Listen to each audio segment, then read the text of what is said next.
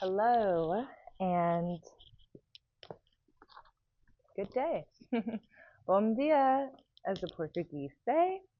Um, I'm Bonnie, and I am here to address a question that was presented by a friend of mine who is having some shoulder issues.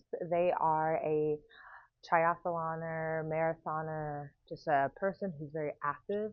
So their belief is they've got some adhesions that are quite natural when we are just using our bodies. And their major pain point was built scar tissue due to repetitive usage.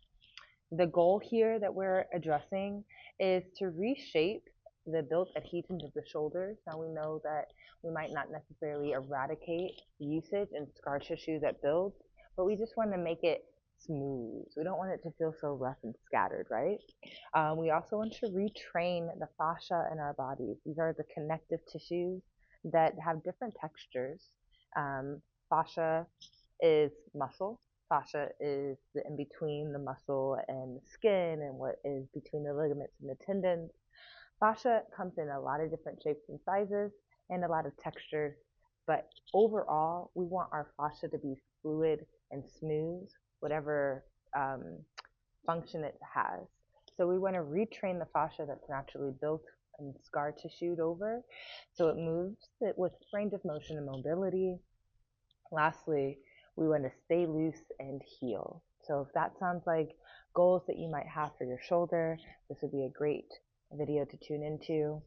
My diagnosis for long-term adhesions that have built and are kind of limiting our range of motion when it just comes to the science of yoga and what a yoga class and postures can do for you. My diagnosis is this tension built is really within myofascial meridian channels that link our body, and think about the elasticity of our being.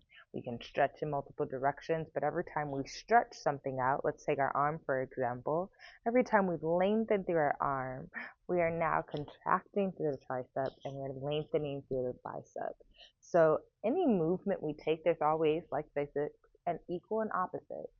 And we have little channels through our bodies that link different parts of our being that don't seem related to each other. So that's what we're talking about here, the pulley system of our body and how different shapes that we might take might really alleviate in strain and tension in a completely separate part. So um, these meridians, these myofascial meridians, are also used to facilitate movement and provide stability of our being. So again, they come in a lot of different shapes and textures, and so they make up the structure of our body and allow for fluidity, or if they're scattered and, like I said, built in with a lot of scar tissue that hasn't been massaged, then we might find stiffness. So what I'm going to do here is I'm going to run through a few recommended postures that could help with these different channels that we have. I have 6 different channels identified that move through the arms and the front and the back sides of our bodies. These really control things such as our elbow movement, our lateral ability side to side, our ability to raise into a horizontal like position with our shoulders, so either upright or even when we're in positions such as a tabletop or high plank. These different channels are also utilized in things such as abducting, opening up, extending away from the body. And also these channels influence our abduction, so our ability to pull our arms and shoulders inward. And this is again a pulley system, so every motion we take has an opposite impact. So sometimes it's not obvious, but it's happening. All right, let's get into it. The first recommended posture, or sets of postures, honestly, that I have here are cat-cow. Very quintessential yoga, right? Very much so a posture that we explore often.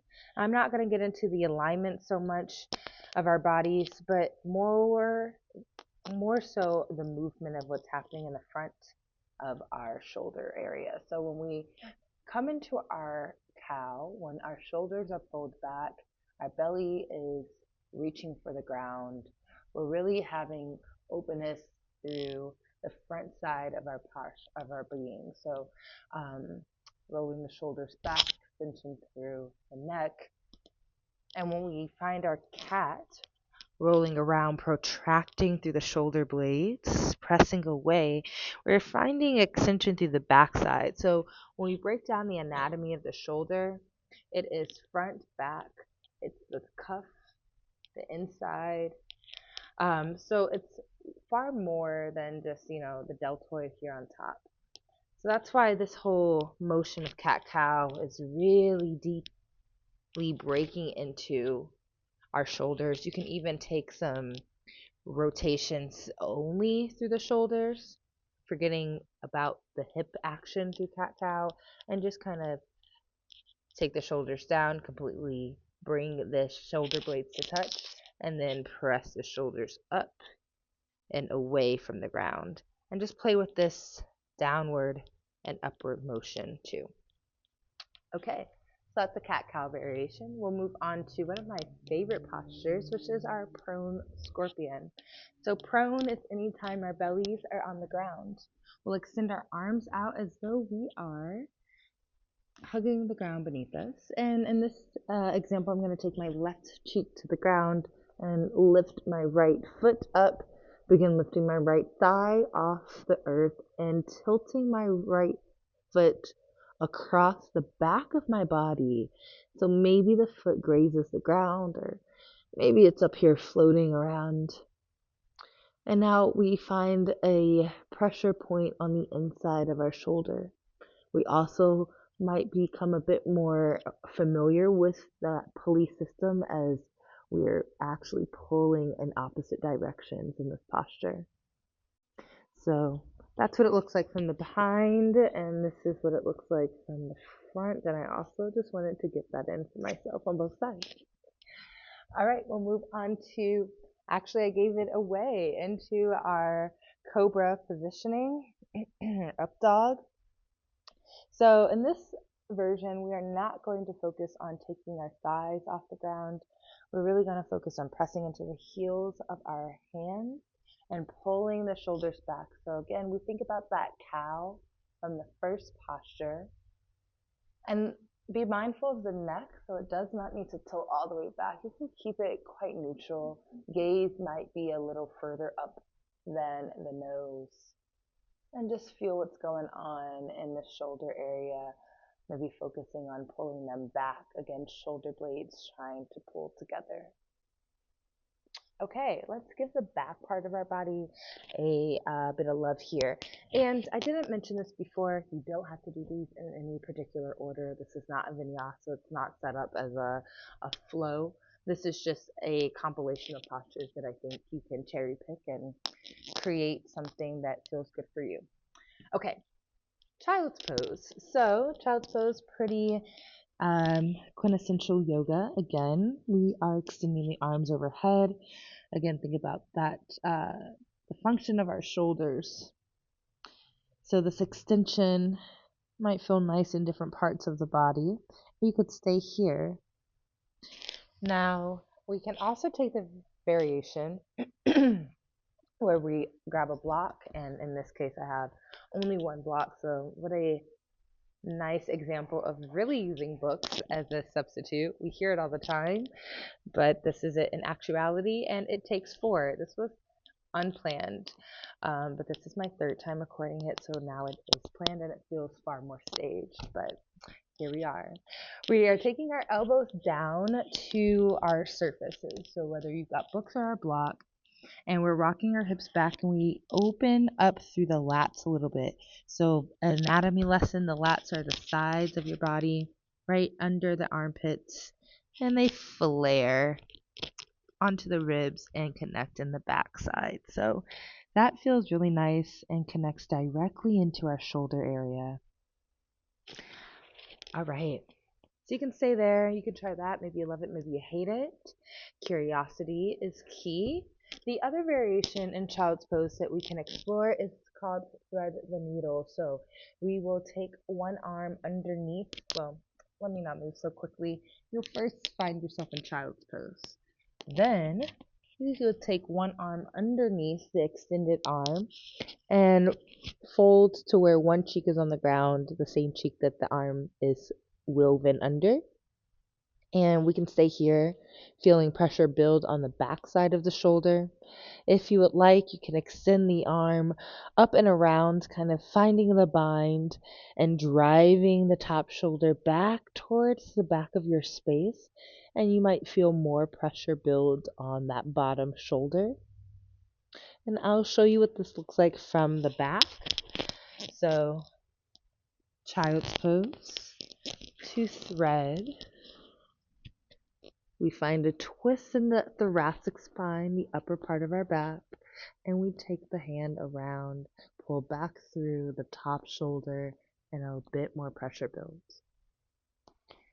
All right. We love some child's pose variations, so just try those out. I'll continue onward to cow face. Now this one is a posture that has a partner. Sometimes we do cow face both on our shoulders and our hips and knees. We are not doing that today, only focusing on the top half, so sit however feels comfortable for you. The first part of our cow face is extending one arm overhead. We will flip so our palm faces the back, and now our palm is going to tap our back. Give yourself a pat on the back, good job. All right, so this shoulder is internally rotating. We take the bottom arm and we bring it behind us. We tap the top part of our hand onto our back, and maybe we reach for our fingers. Now I'll turn around here in a second to show you what it looks like from the back side, but we will pull the elbows back and press the chest forward. I like to use my hands as a tactile reminder for pressing my chest forward and pulling my shoulders and my elbows back. Now what this looks like behind is raising again one hand, flipping the palm towards the back, and now we're tapping our back. Give ourselves a pat on the back, flipping the other arm around, reaching for the fingers, and maybe finding this bind. If the fingers and the arms are not there, they don't want to, or maybe you've got just a lot of tightness in the shoulders, a strap is really our friend here. So the strap will serve as an extension of your arm, of your hand, and this will allow for you to still get that stretch. We'll just need to really remember to press the chest forward. And you can flow through this, swiveling the arms around, and this will give you a nice exercise of mobility and a little shoulder workout. Okay, we continue. We'll move on to our Pradhrita Janusarasana. So this is a one-leg lateral stretch. We'll tuck one foot in towards the pelvis. And unlike how we generally practice this posture, we're reaching down, we're extending through the hamstring, going for a deep hip open. We're not doing that today. You can if you want, but you might just also let the same arm that's long with the leg land on the ankle or the calf. You take the other arm overhead and drape the bicep over our ear. Now, where I want you to focus on now is the shoulder of the arm extended overhead. We want to pull that shoulder back and think about opening up to the chest. What we usually see in this posture is a hunched back, and that doesn't provide us as much of a shoulder pull. Opening up to the chest, allowing for a lateral bend, that's really engaging more of what we're wanting for our shoulders and an active stretch here. All right, moving into our next to last posture, our camel. Now, camel is a really nice back bend as well, so be mindful if you have sensitivity in the back. Maybe this one is not one that you explore, but the way that we'll start with our camel, hands to our back pockets, engage through the core. So just draw the navel towards your spine, squeeze through the glutes and press your hips forward. Now, onto the shoulders, we want to focus on pulling them back and opening through the chest. So again, shining our chests forward and in this case upward. And now, similar to the up dog, we don't need to throw our head all the way back. It actually just really stresses our body out. So keep the neck pretty neutral. And again, gazing towards the ceiling. Now, if this is not as much of a shoulder opener as you're going for, as you're looking for, you can take your hands down towards the ankles, the calves, and you might find a bit more extension here through the front side of the body. Okay, our final posture is one that involves a strap. You can also use a blanket, well, maybe not a blanket, a belt or a scarf. So we're going to bring our arms out to a Y shape here. And you can do this exactly in the seated position or any other position you would like. But I'm going to suggest for my active friends to do this in a low lunge. Reason being is because sometimes when we are forced to focus on staying upright, it focuses our minds on what's really happening in the body versus when we are a bit more lethargic, you can just kind of hang out, and that's cool too. But in this position with your arms overhead in this Y and your intention on providing more mobility and range of motion in your shoulders, we're going to explore really slowly the full range of motion we have in our shoulders. So I'm talking really small movements down. Feel how the shoulder blades pull towards each other. And as you lower, how they start to roll back into their neutral position. And then do that same practice upright. Now I'm engaging through the lower part of my body to stay stable. And I'm sending a lot of focus and intention on my shoulders as they're moving. Now you can come around forward. And that might feel nice just as a counteractive balance or counteractive posture from the open shoulder roll back. And you can just practice doing this a couple of times, moving pretty intentionally, maybe taking a few breaths as you are flossing your shoulders back and forth. The other variation, and at some point you do want to switch out your legs if you've taken that lunge option. The other variation is breaking into some side and twist movement. So with the arms still extended overhead, you might just rotate around. Now this feels like very core and upper back. And that's exactly what it is. Again, think about our pulley system. One thing tugs, another thing relieves. The other type of movement you might think about is lateral bends. Really using our strap as some healthy tension, allowing for gravity to do its job, but the top arm to really fight against it a little. So this might feel really nice too. All right, I believe that's it, and hopefully this time my head's not cut off and the audio is okay, because I cannot promise a fourth. No, I'm kidding. I hope this helps, and let me know if you have any questions or want to dive deeper into the different myofascial meridian channels. Otherwise, namaste.